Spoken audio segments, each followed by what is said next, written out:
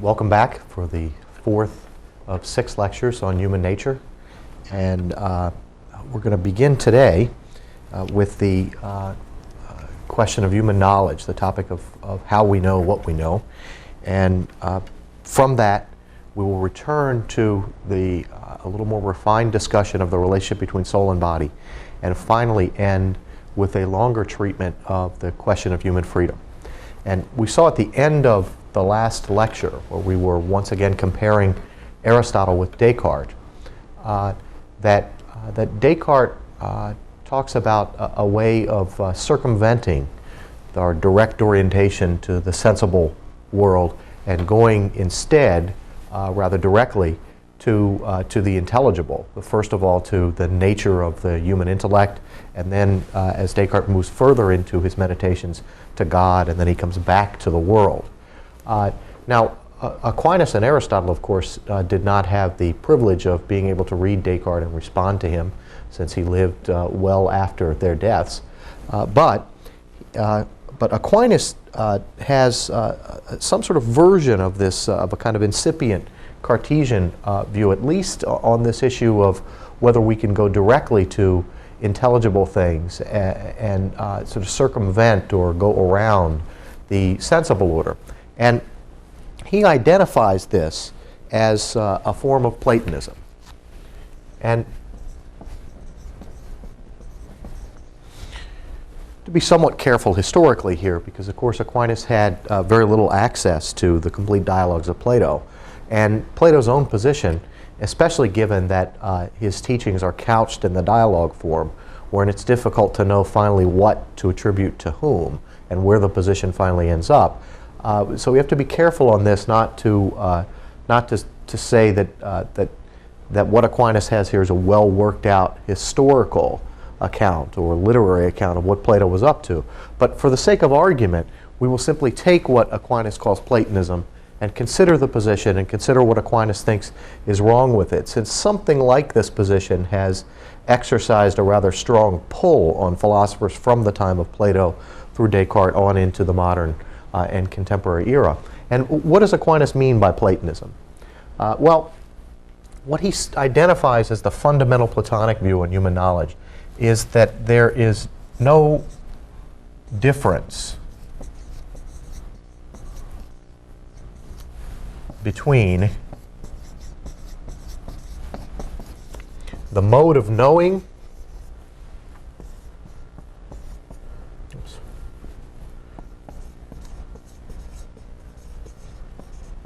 and the mode of being of the things known.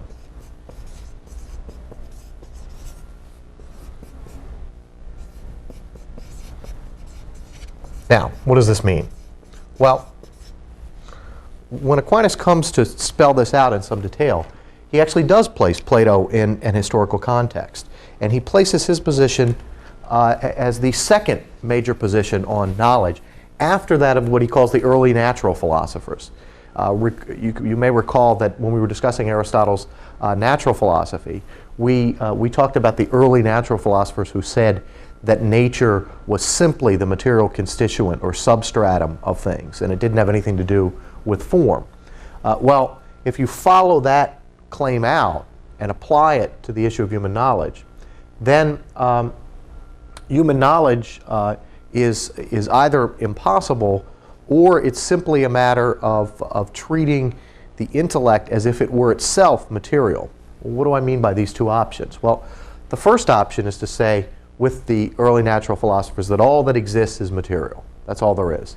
And since material things are in a constant state of flux, as Heraclitus says, all things are flowing, right? Since that's the case, we can never really have any certain knowledge of things.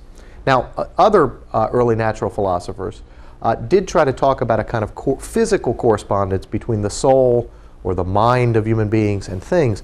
And so they spoke not only of things being made up of basic stuff like air or fire or water, but also at times of the soul or the intellectual part of human beings, the knowing part, as being made up of fire or air, so that there would be this likeness between this antecedent likeness between the nature of the human mind and things in the world, and this would be a sort of direct physical correspondence. In either case, we don't really arrive at knowledge as something wholly distinct from sensation. Right? In the first case, we really can't have knowledge because the view is that natural things are in such a state of flux that we can never know anything with certainty. Things are always changing, so that if we were to attribute anything to a particular substance at one point in time, over time that would change, and hence the knowledge would be altered and lost. On the second view, we really don't have anything like a distinctively intellectual view of human knowledge, because it's simply equated to a kind of one-to-one correspondence of a physical body with physical objects. Now, what Plato saw is that there is a fundamental difference between sensation and knowledge. Right? Plato noticed that knowledge, if it is to be certain and necessary, is of the universal. Right? It's of what is immaterial and what is immobile. On this view, Aquinas takes Plato to have made a large advance beyond the early natural philosophers, recognizing the distinctiveness of knowledge versus sensation: universality, immateriality, immobility. Right? The problem that Plato then confronted, however, is that sensible things are not universal but singular. They're not immaterial but material. They're not immobile but mobile. And hence there is this gap between the requirements of knowledge, the content and form of knowledge, and the natures of sensible things existing in the world. So, what did Plato do? Well, what Plato said is that in fact the objects of knowledge are not the sensible things existing in the world, but rather he posits this separate order of ideas, right, in which sensible things participate, in which they are reflections of, and so forth. But the mind in knowing, according to Plato, has a rather direct access once it's freed from its slavery to the senses. It has a rather direct access to ideas which are independent of all sensible things and which are themselves universal, immaterial, and immobile. And this is the way that Plato saved the certainty and veracity of knowledge. Now, notice that on the view I've just described, universality, immobility, immateriality applies to both the mind's knowing for Plato and for the things that it knows, because it isn't primarily knowing sensible, material, mobile things, right? It's knowing the ideas. So that's how this is expressed rather technically here, right? The mode of knowing and the mode of being of the things known, those are the same. Right? The mode of knowing, universal, immaterial, immobile. Plato posits ideas which are the objects of knowledge. That's the mode of being of the things known. They too are immobile, immaterial, and universal. Right? Now, while Aquinas wants to credit Plato with having made an advance upon the early natural philosophers, he thinks that this is fallacious. That there is, in fact, a modal difference between the things that are known as they exist outside the mind and the mode of knowing in the mind. So on Plato's view, and this is another objection that Aquinas has to it, on Plato's view, there really wouldn't be knowledge of sensible things, right? Because what we know are these separate ideas. And the sensible world is sort of set aside as unworthy of knowledge, it seems in some places, but more fundamentally as incapable of being known because it's mutable, singular, and mobile. What Aquinas wants to say, following Aristotle on this, is he wants to bring forth this rival principle that whatever is received according to the mode of the receiver. So, if we take sensation for the moment, the mode of the reception of sensation in the sensitive power is singular, material, and mobile, right? Sense apprehends singular material things directly, right? So sensation, in a way, receives what it gets from the external world in basically the same mode as those things have being in the world. The intellect is quite different, however, because the intellect receives things, its knowledge of sensible, singular, material, changeable beings, receives that knowledge such that it has universal, immaterial, immobile knowledge, certain knowledge, universal knowledge of these things. What is the fundamental thing then, according to Aquinas, that Plato missed? And I think you can put it this way. It's that the intellect is both passive or receptive and active with respect to the objects of knowledge. Now, it is certainly passive, right? We've seen over and over again, we've said thus far, that the intellect itself is a potency, and it's only made actual by being affected by objects, by things that it knows. So that it is certainly a passive power. It doesn't have within itself the capacity to create knowledge, as it were, ex nihilo, without adverting to the external world. So the intellect is certainly receptive. And Plato had that view, the intellect as receptive, as sort of receiving these ideas from external forms. Now, according to Aristotle and to Aquinas, what Plato seems to have missed is the active ingredient, the active capacity of the intellect. Now, there's nothing spooky or mysterious going on here either. What's going on here is that it can be understood simply in terms of any ordinary act of knowing. Take, for example, the act of encountering from a distance something moving, and you say, well, that's a body. And then you say, well, it's an animal if you're really far away. And then you get up closer to it, and you can start to identify it as a horse rather than a moose, let's say. And then you identify it, when you get even closer, as the horse that escaped from your friend's farm, and you're going to help return the horse to him. So this movement from a kind of vague general knowledge of some object as perhaps a living thing, and then as a horse, and then as this particular horse, right? That movement presupposes the active participation of the intellect, engaging the experience, probing it. Sometimes this means simply walking more closely, right? Getting a better view. Other times it means that more complex sorts of investigations have got to be undertaken. But whatever needs to be undertaken to move from this initial vague apprehension of what something is to a more precise and determinate knowledge of what the thing is, that is done by the intellect acting on that experience, probing it, questioning it, reformulating its views, and then coming to test those things out. Sometimes through scientific investigations, if the matter is fairly technical and hidden. Other times simply through reflection with others about what do we know about this and how could we come to know it better. It's that aspect of the intellect, its active ingredient, its active propensity that is revealed in this kind of persistent questioning that revises views and comes to ever more determinate and adequate accounts of things.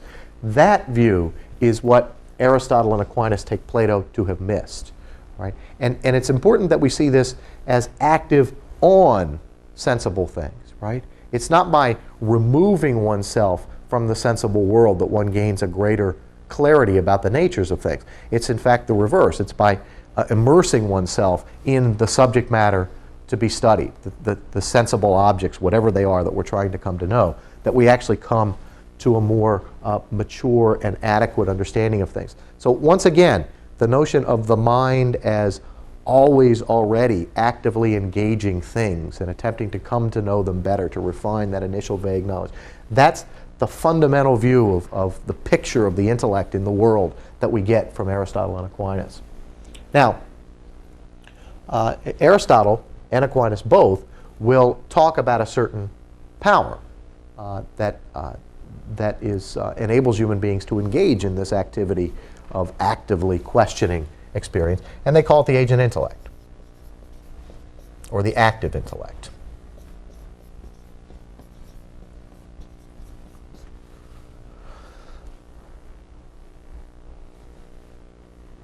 This is what Plato didn't have, according to Aquinas. Right? And the active intellect is evident, its capacity is evident in this active engagement with the world, this persistent sort of questioning. The technical term that Aquinas will give to the primary activity of the agent intellect is abstraction.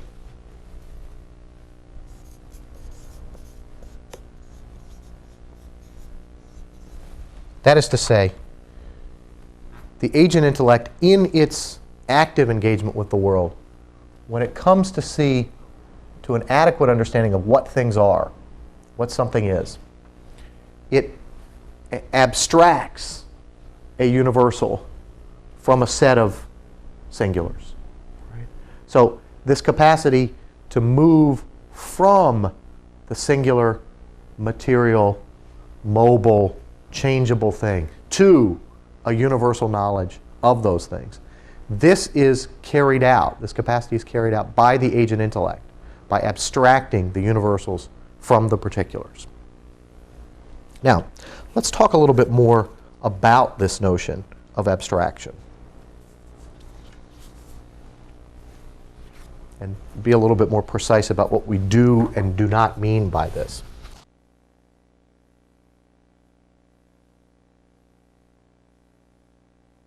I mean, one thing we need to be careful about here in considering any of these properly intellectual operations is that we not confuse them with material operations, right? We talked about, in the last lecture, we talked in some detail about the differences between sensation and understanding, right? And sensation is always a power operative in a corporeal organ, whereas understanding is not. And one of the dangers, if we think in too material or physical a manner about abstraction, is that we might think of it as the intellect somehow simply physically sort of plucking something out from a material thing or set of sensible singulars, just kind of plucking it out physically, like some sort of crane or something that goes in and plucks something out, and we call that the universal or the intelligible species technically. Now, that's not what abstraction means. In fact, to put it very simply, abstraction, according to Aquinas, is simply the ability of the mind to consider some features of a thing while disregarding others. And abstraction properly, that is, that operation of abstraction that arrives at the universal, is a consideration of what's essential to a certain substance while disregarding its accidental features. Now, notice that this is, in a way, a response to the difficulty that those early natural philosophers and Plato both had with whether there could at all be knowledge of sensible things, right? Because it is certainly the case that sensible things are singular, material, changeable, right? But what Aquinas wants to insist upon is that sensible things nonetheless behave in certain habitually intelligible ways, that there is a kind of necessity even in this changeability. There's a sort of unity and intelligibility, something that can be known reliably. And notice that can be apprehended precisely because the intellect can, in its engagement with sensible things, the intellect can distinguish over time what's essential to this thing and what's merely accidental. Let me give a couple of examples. When Aquinas talks about the sort of knowledge appropriate to natural philosophy, or sometimes called physics, right? He says that when we define things in natural philosophy, we don't simply talk about the form of the thing. Right? We talked about form and matter at length in previous lectures. We don't simply talk about the form of the thing because all natural things are composites of form and matter. And so we have to include matter. But matter seems to bring us back into this realm of the singular, the changeable, the accidental. Right? Well, Aquinas wants to make a distinction here. Different kinds of matter would or would not enter into the definition of things in natural philosophy. So he distinguishes between signate matter and common matter. Now, signate matter, technically from the Latin, is something that I can point to. Right? So the signate matter of me standing here is that I happen to be standing here at this moment in time. I happen to be dressed in a certain way. I happen to be a certain height. Right? My eyes happen to be a certain color. My skin happens to be a certain color, etc. Those are all the particular accidental material features that go into making me be here at this time and place in the precise way that I am here at this time and place. Now, Aquinas says that when we make definitions in natural philosophy and come to understand natural substances, we don't include signate matter. Right? We can't include it because these definitions are supposed to be common to many members of the same species. So if I come to define human nature, I don't include a certain height, a certain color of skin, a certain eye color, being in a certain place and time, etc. All those things are signate matter. They are, in a way, accidental to being human.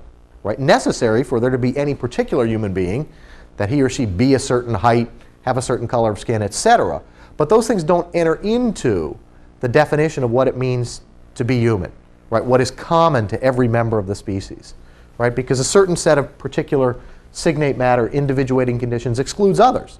So if I'm here at this place in time, I can't be anywhere else at this place in time. So you don't want to include things like that in a definition.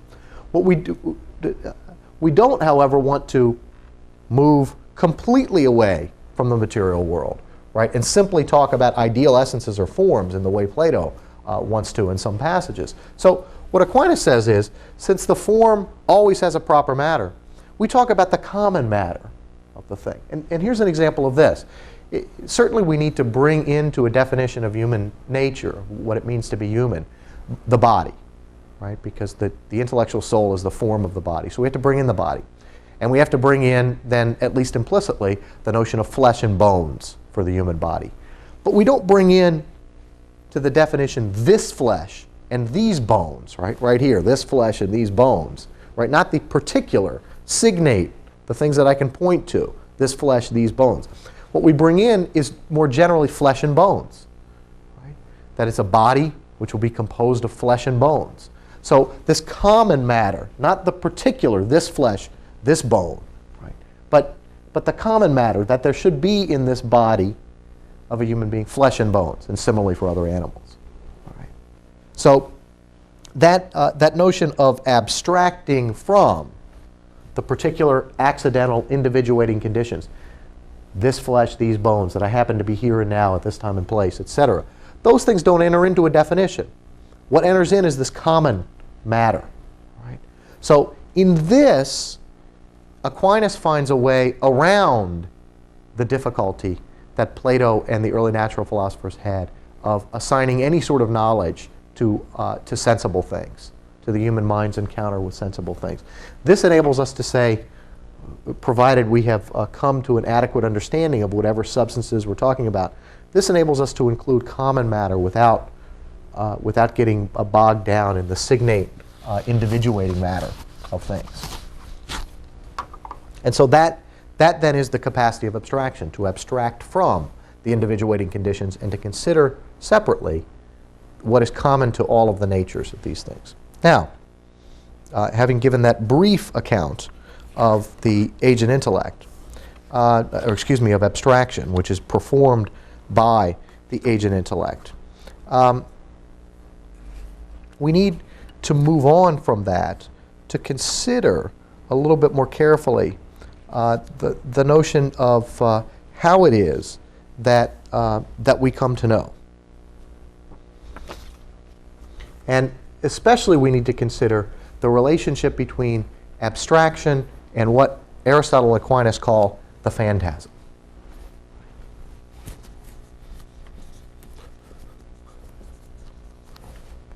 For it is, as they put it technically, from the phantasm that we abstract the intelligible species, the universal. Right. Phantasm, abstraction, universal, called the intelligible species. Okay, now,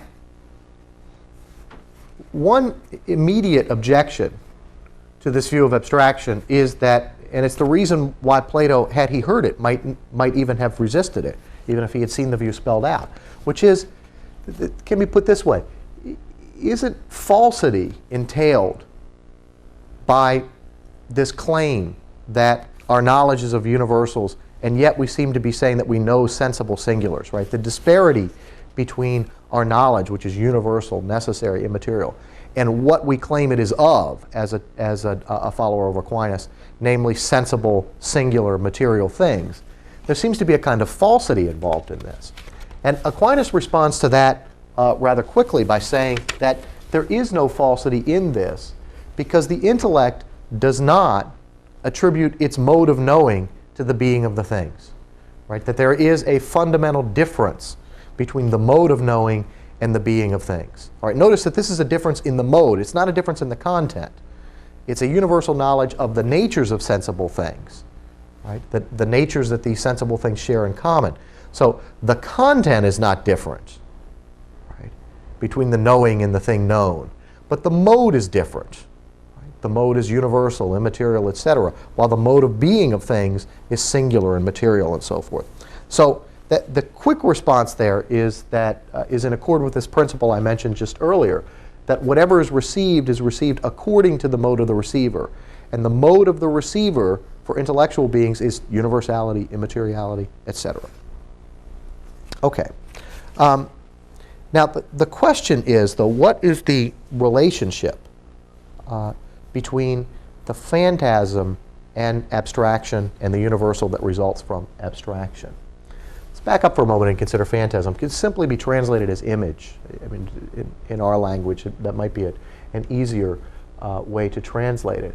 But it is what results from, as Aquinas and Aristotle put it, an encounter with a set of things that from which arises memories of these things, and then an experience of them as related in certain ways, causally related in certain ways.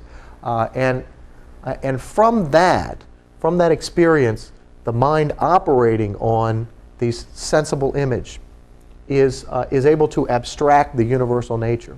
Now, Aquinas will even talk about, at the level of sensation, there being a kind of, talks about what he calls the cogitative power. And there being, even at this level of the sensation, a kind of collating or comparison of images, so that we come gradually to sort out, through questioning our experience and making better and better images, we come to sort out what's essential from what's accidental. In fact, as we all know from either having taught or having been students, the best way to learn and the best way to teach somebody is to find an appropriate example, right? And an appropriate example is a phantasm that's been prepared by someone who understands the material, right? It's an image in which you suddenly see, aha, I get the point. Right? I understand what the essence of the matter is here, and I can distinguish it from what's accidental to whatever it is that we're discussing. Right? So you could also think of the phantasm as a kind of appropriate example of the thing to be learned, and it's through focusing upon that example and coming to penetrate what it's about that I actually have an insight and understand.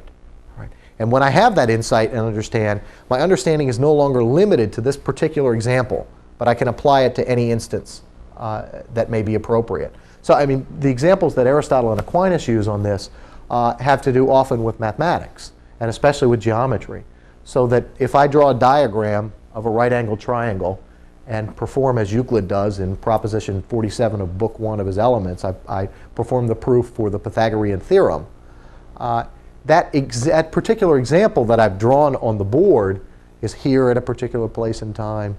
The triangle is a certain color, the sides have a certain length, and so forth. All of that is really irrelevant. This is but an example, and an appropriate one once I do the proof, that enables me to see that wherever I have these given conditions of a right-angled triangle, right, that there will be a certain relationship of the figures drawn on the sides to one another, right, in the Pythagorean theorem. So that once I have that insight, the knowledge is no longer merely of this particular example, but I can say that wherever I have these conditions, I will know that this is true, essentially, of this thing. And the same would be true in natural philosophy, for instance, if I'm trying to define the nature of a certain kind of animal or even a certain kind of plant or the nature of human beings. So that once I get the phantasm properly prepared, an illustrative example, and once I have an insight into that, the mind operating on it says eureka, right? I see it, I found it. Then the intellect no longer needs that, is no longer limited to that precise example, but can apply that knowledge to any number of appropriate examples. Now, what then is the role of the phantasm once we have come to know things? That is, once we've had that initial insight. Aquinas asks at one point whether the intellect, once having come to know something, having abstracted an intelligible species from the phantasm, needs to turn to the phantasm for every subsequent act of knowing. Right? It might seem that, well, we need the example, the phantasm, the image, for that first act of knowing, and then we could simply dispense with it. Right? In this way, sense would seem to be, and the phantasm would seem to be, merely a point of departure for knowledge that could then later be discarded, and we could simply rely on the intellect. Aquinas denies this. Rather forcefully, he denies this. And what he says about this, his criticism of it, is that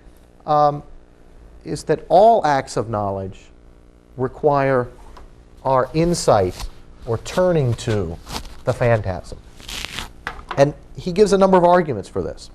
I mean, one argument is that we know from experience, if not of ourselves, then that of others, that knowledge can be damaged if an organ, an appropriate organ of sight or hearing or whatever, has been damaged. And so this close connection between the bodily organ and our knowledge is insisted upon by Aquinas. Another thing is that he says, well, even when we come to re-know things, right, to actualize the knowledge already possessed once again, even when we do that, examples assist us, right, that we gain a clearer, we retain a clearer or recover a clearer picture or notion of what it is that we're knowing when we think of an image. And I think you can try this out for yourself and try to think about something that you know and see if your thinking isn't always accompanied by some vague image. Now, an awful lot of that is not going to be relevant to the knowledge, right? So that if you start to imagine a right-angled triangle, right, it might be a certain color, it might fade in and out in your imagination in the way it doesn't on the board if you're simply looking at it. And the intellect simply edits out all that's accidental and simply sees in the image, apprehends in the image what is necessary about the thing. So that this, once again, is a kind of proof that the intellect is actually abstracting, disregarding the accidental features and apprehending the universal nature. But it always does it in the phantasm. So that Aquinas likes to quote this statement from Aristotle, that the intellect abstracts from and understands in the phantasm. Right? So it is both abstracting from and understanding in the phantasm the universal that it understands, the universal nature of things.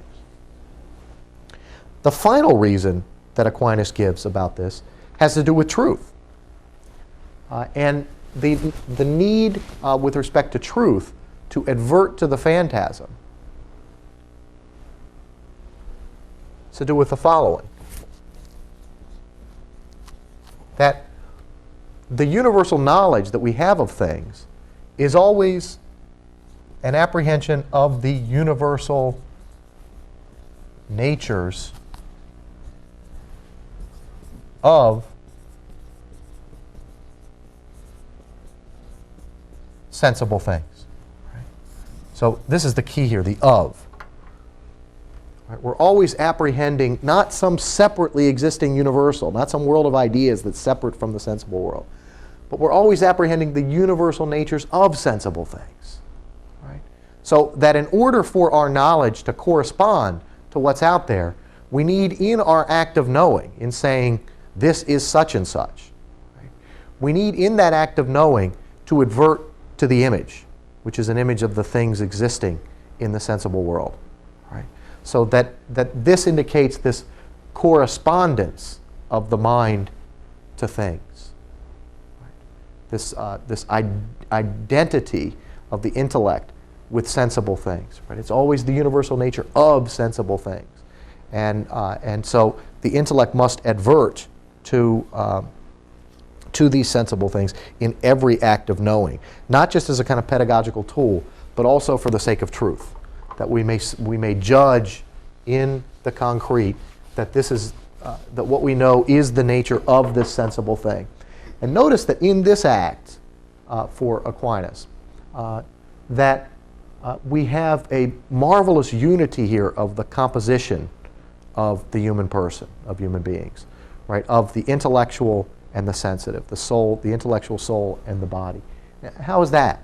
Well, in this act of knowing that we know the universal natures of sensible singular things, the intellect at once knows that it senses. Right? The intellect does not properly know sensible things, but universals. But the intellect, as Aquinas puts it, can extend to sense, right, by a kind of reflection. And so the intellect knows what it senses and senses what it knows. So that this marvelous unity of the composite comes out in this act of judging that this sensible singular is of a nature of a certain sort. So that the universal is always of a concretely existing, sensible, singular thing. Right? And in that, we see that the absolute wedding and union of sensation and knowledge. Not their confusion, but their unity, their cooperation, and their intimate relationship to one another. That we're knowing something that's universal, but we're always knowing it of sensible singulars. And so, both with respect to the thing, which presents itself always as a singular and as having some sort of universal formality, and with respect to our knowing, which is our experience of these things, which is both a sensing of the singular and a knowing of the universal.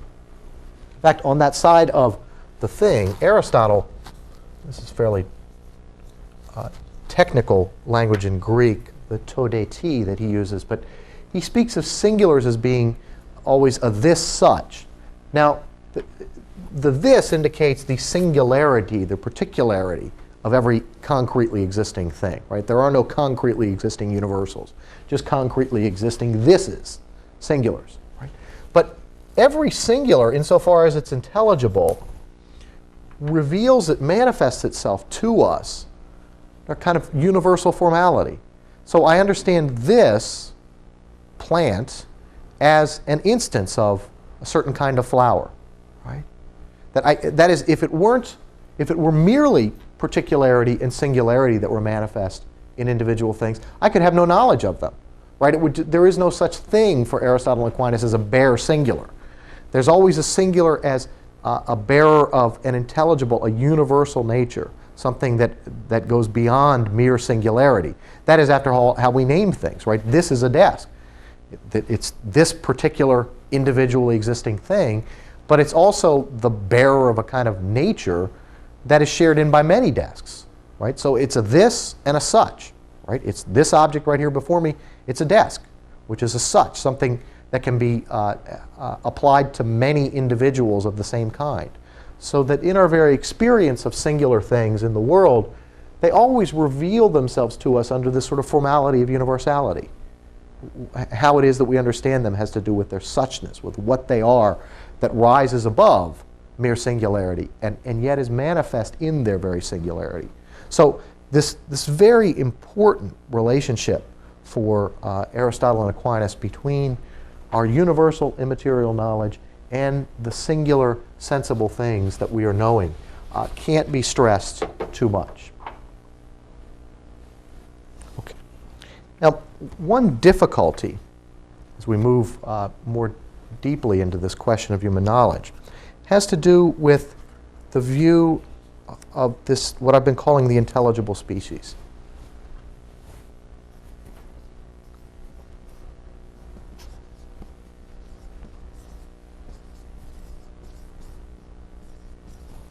And what we might call the problem of the intelligible species. Why is this a problem? Well, Aquinas has some notion that this could become a problem when he asks at one point in the sections on human knowledge in the Summa Theologiae, he asks whether the intelligible species is what the mind understands or that by which it understands. So we seem to have two options, whether it is what, which would mean it's the object of knowledge, or whether it's that by which the intellect understands things. And notice that the intelligible species is that which is received into the intellect when it abstracts the universal from the singulars. Now, if we go this route, and we say that the intelligible species is the object of knowledge, we're already on our way to that modern problematic of being trapped in our minds and trying to get out to the external world, right? Because what we have done is to say that what I know primarily are ideas, right? So that ideas would be the first and primary object of knowledge. And then the job would be to move from those ideas out to the external world. Now, Descartes and Locke talk this way about our knowledge, that what we are sure of is the ideas. We're sure of the ideas that are directly present to the mind. And the difficulty is not in knowing what these ideas are, at least insofar as they have a kind of status merely in the mind, but whether these ideas correspond to anything in the external world. Right? And so the difficulty consists in getting, once again, from a mind over here with its own ideas to a world over there. Right?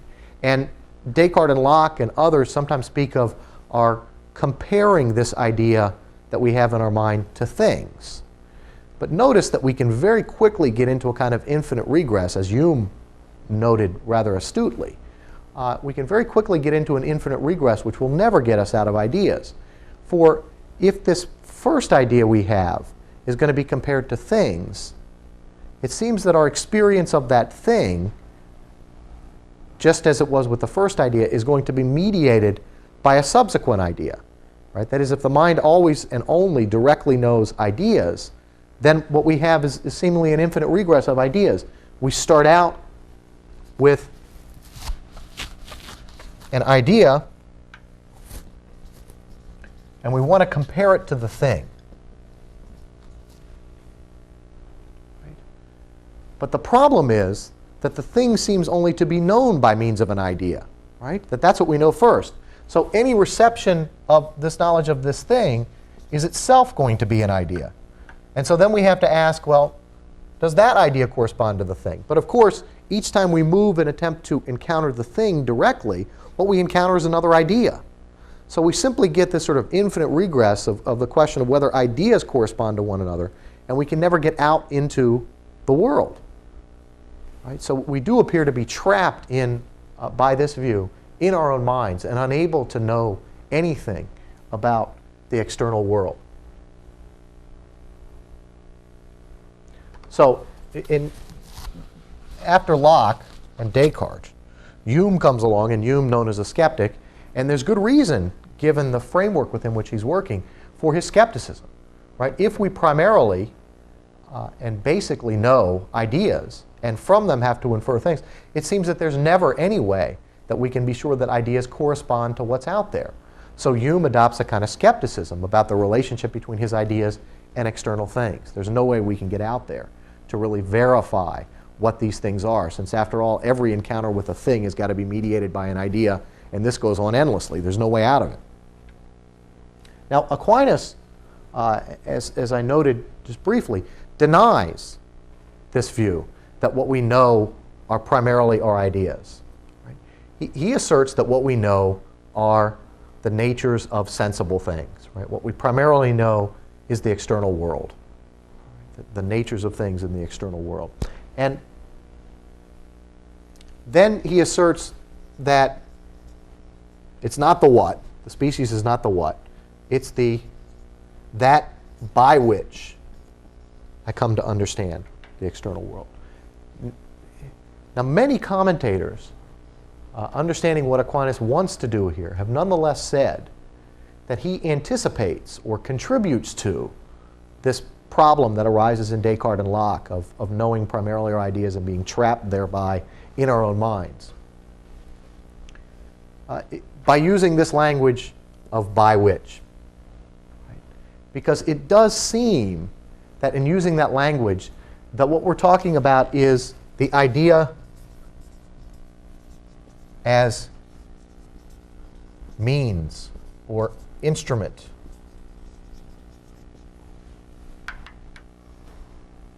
And that seems, in spite of Aquinas' protestations to the contrary, it seems to force us back into this view that we know ideas and by means of them we know things. Is this correct? Does Aquinas anticipate this at all? Well, I think he does. And we have to be a little clearer about what we mean by wit. We have to set that in the larger context, which is that when Aquinas says that what we primarily know are the sensible natures of external things,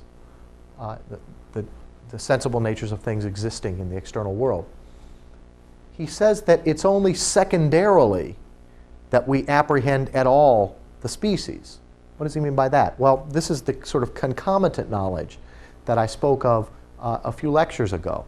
That is, when I am in the process or activity of coming to know something and finally do come to know it, I can have, and often do have, at that time, a concomitant awareness, not just that I know this thing, right? Or not just knowing, not just an awareness of the thing, but a concomitant awareness that I know the thing, right? So I know that I know. I don't simply know the thing, but I have an awareness that I know that I know. I'm aware of my own knowing. And that, in a way, is the intellect's self-possession, right? It's taking itself, its knowledge in its hand and saying, I know this in the very act of knowing the thing. It's a kind of concomitant awareness that Aquinas will talk about, not a completely separate act of knowing, right? But a concomitant awareness. And in that, what Aquinas will sometimes say is that I apprehend the identity of my knowing and the thing known. Right? So for Aquinas, since the species is only known indirectly, secondarily, obliquely, and always presupposes that I am already knowing external things, it could never be said to be the instrumental means by which I come to know other things. Indeed, it's the other way around in a way, that the means by which I come to know the species is my direct knowledge of the external thing. Right? It's only that knowledge that activates the intellect, that brings it from being potential to actual in knowing. And once it is actual, it can be known as a knower. And I can know that I know. So this by which is not intended by Aquinas to be an instrumental means that gets us out of our minds to the external world. Indeed, the knowledge of the species is secondary and oblique and dependent on already knowing external things. But one last point of clarification on this, and this is an absolutely crucial point because it runs all the way up into contemporary philosophy of language and philosophy of mind. And most writers think that who want to give up on theories of knowledge, Rorty and others who have a lot of cachet still to this day, want to give up on knowledge, think that the whole of the history of Western philosophy has been plagued by this problem of starting with ideas in the mind and moving out to the external world. And Aquinas' statements notwithstanding, what they want to say is that he, in fact, is complicit in this problematic. And so many people have wanted simply to demolish epistemology or theory of knowledge and say, we ought to just get rid of it because it's fundamentally wedded to this view that we're caught in our minds and the problem is to try and get out. And I think what we've seen thus far from Aquinas is that that's not the case. One last way to put this, to clarify this, is what's called the problem of the third thing. Right? We have two things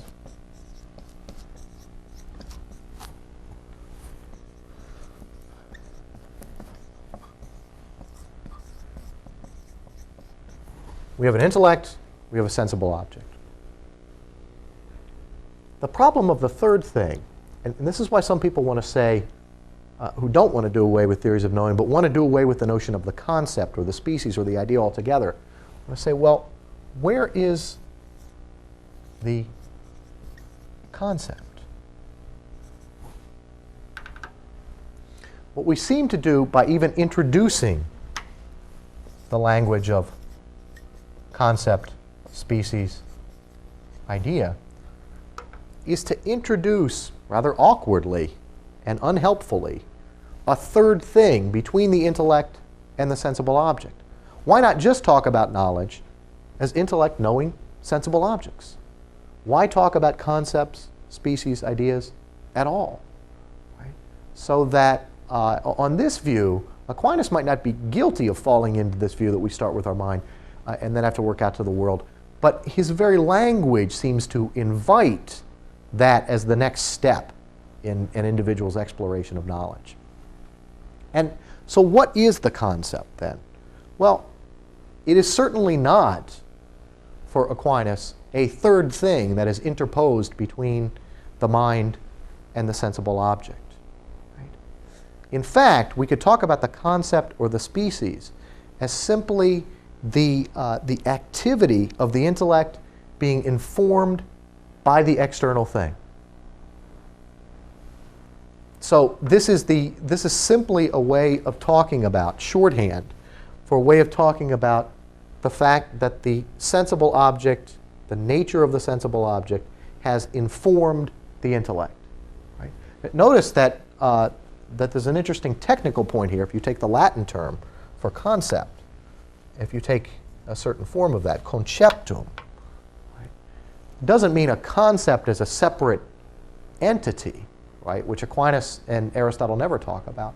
But conceptum means literally the thing conceived. So when we talk about the concepts, we can talk about the intellect and the sensible object. The conceptum is just a way of talking about that interaction out of which arises knowledge. Right? It's saying that these two are one. The concept is their identity in act. Right? The thing conceived by the intellect. That's not some third thing in addition to the mind and the sensible object. That's a way of talking about how the intellect is informed by, actualized by the thing. And that takes us to the perhaps the most difficult of the issues surrounding human knowledge, this problem of the species, at least the most difficult in that problem that Aquinas seems to have bestowed upon his commentators, and the problematic that he and others bestowed upon early modern philosophy. But I think we can see in advance here that Aquinas gives us a way around this difficulty, that we don't need to be trapped in our mind, we don't need to posit some third independently existing thing which is sort of interposed between the intellect and the external world. We can talk about the concept as simply the thing conceived, the way in which the nature of the sensible object informs the intellect, the way in which the intellect grasps the object, just as the hand, when it grasps something, that grasping is not some third thing interposed between the hand and the thing. It is simply the hand's grasping, the being formed by, the taking the shape of, possessing the thing. Right? So the grasping is not some third thing between the hand and what is grasped. It's simply talking about the way in which the hand has taken hold of the thing. Same thing with the intellect. And so for this lecture, we will stop there, and then we will turn to some of the interesting questions that are raised about soul and body by Aquinas' account of human knowledge.